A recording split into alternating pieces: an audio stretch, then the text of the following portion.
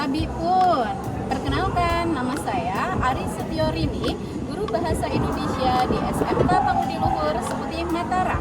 Saat ini saya menjadi mahasiswa PPG dalam jabatan kategori 1 gelombang 2 dari LPTK Universitas Negeri Lampung. Terima kasih.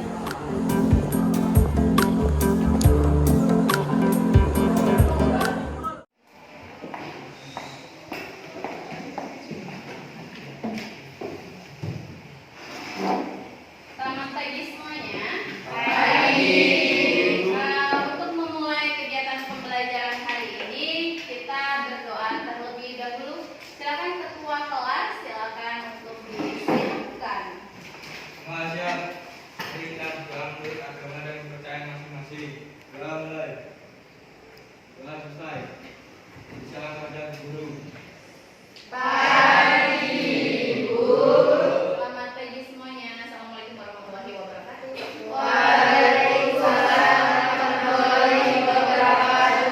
Seperti biasa, kita lihat kedisiplinan kalian untuk kebersihan kelas terutama. Silakan diperiksa laci mejanya.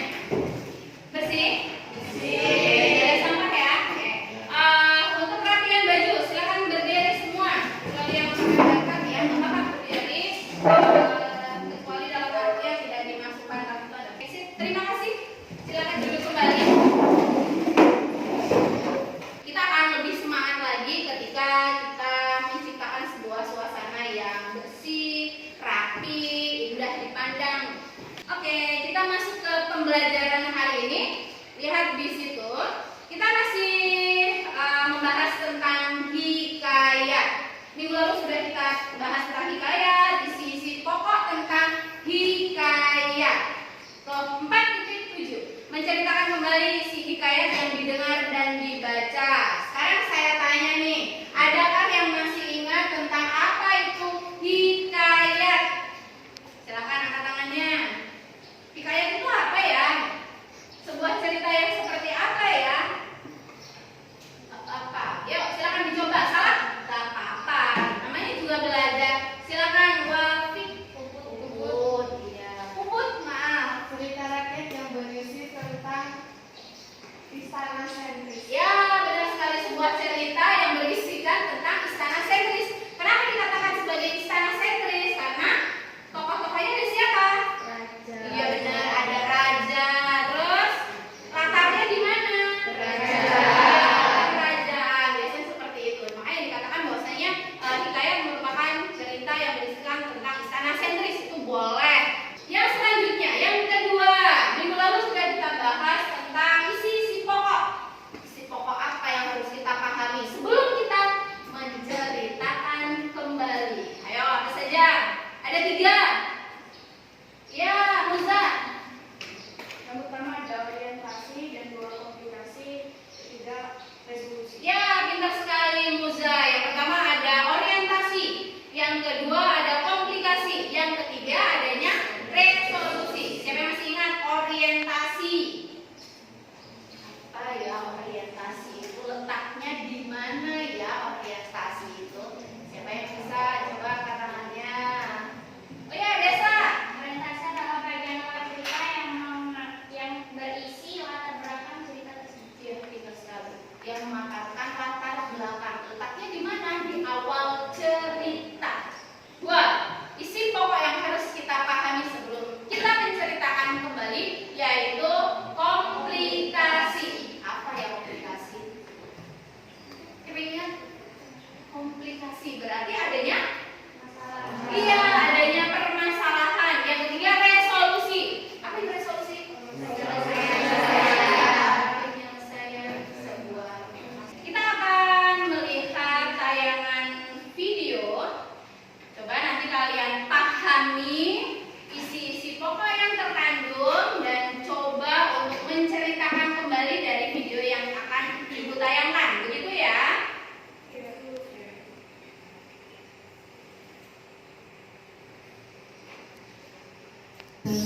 Putri Purbasari terkejut. Kulit wajahnya seakan berubah jadi kasar menjijikkan. Kamu kenapa Purbasari? Saya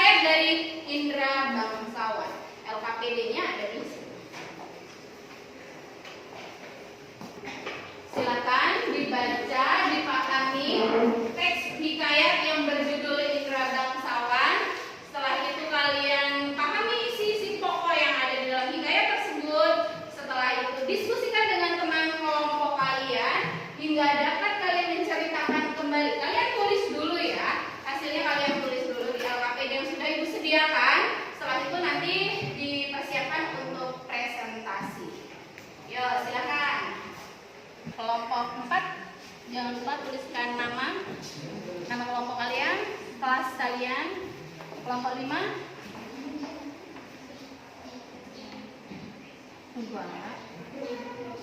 Selesai, waktunya habis. Yuk. Oke. Jadi dari permasalahan yang ada di dalam teks hikayat tentang indera bangsawan, kalian mencoba untuk memahami isi pokok dan kalian diminta untuk menceritakan kembali. Namun kalian tulis seperti itu ya. Saya tarik.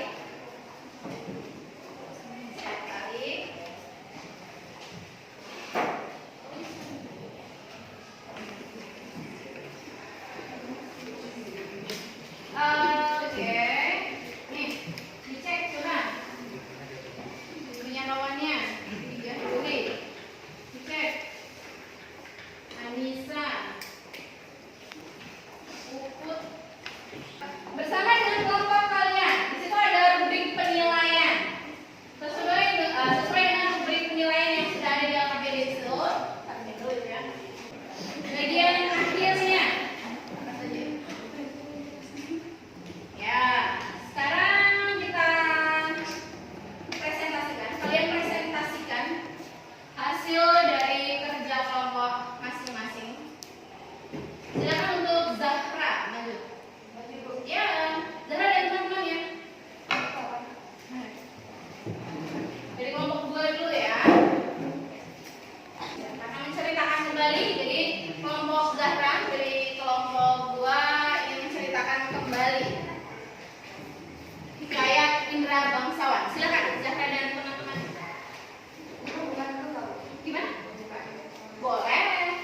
Kami dari kelompok 2 akan menceritakan tentang indera bangsawan dan Shepherd. Hikayat ini menceritakan tentang raja yang mempunyai 2 putra, yaitu putra kembar, yaitu indera bangsawan dan Shepherd. Raja menguji kedua putranya siapa yang paling layak untuk menggantikan dirinya. Raja menguji mereka untuk mencari bulu perindu. Di perjalanan, indera bangsawan dan Shepherd terpisah karena ada hujan lebat yang sangat besar. Shepherd berhasil menolong Putri Ratna beserta dayang-dayangnya dari tawanan Garuda. Ya, oke, terima kasih untuk kelompok 2. Silakan berikan aplaus. Terima kasih. Oke. Jadi kalian bisa berikan penilaian. Tadi kelompok 2 tuh kelompok Zahra dan teman-temannya. Silakan kalian memberikan nilai sesuai dengan yang ada di rubrik penilaian, begitu ya. Nah, oke. Selanjutnya kita akan masuk ke dalam kesimpulan ya. Penyimpulan untuk pertemuan hari ini. Siapa yang bisa memberikan kesimpulan? Mari Kak Demovi, silakan. Ya, boleh berdiri. Kesimpulannya, untuk dapat menceritakan kembali hikayat, kita harus dapat memahami isi pokok-pokok hikayat seperti orientasi, komplikasi, dan resolusi. Iya, terima kasih Novi. Jadi kesimpulan untuk pertemuan hari ini, kita dapat menceritakan kembali cerita hikayat tentang hikayat itu dengan ada 3 hal yang harus kita perhatikan. Yang pertama orientasinya, yang kedua komplikasinya, dan yang ketiga resolusi. Baru ketika kita sudah paham akan hal itu, dengan bahasa kita dan pemahaman kita dapat menceritakan kembali hikayat tersebut. Begitu ya. Sampai di sini ada pertanyaan? Cukup ya. Oke. Selanjutnya nanti Ibu akan berikan tugas yang akan Ibu share di Google Class. Jadi kalian bisa kerjakan di situ. Nanti akan Ibu pantau seberapa paham kalian dalam menceritakan kembali isi teks hikayat. Begitu ya. Jadi untuk materi hikayat ini bisa kita ambil sebuah pesan moral bahwa kebaikan, bahwa perjuangan, bahwa kepatuhan itu senantiasa harus kita tanamkan di dalam diri kita masing-masing dan dapat kita aplikasikan dalam kehidupan kita. Jadi jangan pernah malu kalian untuk berbuat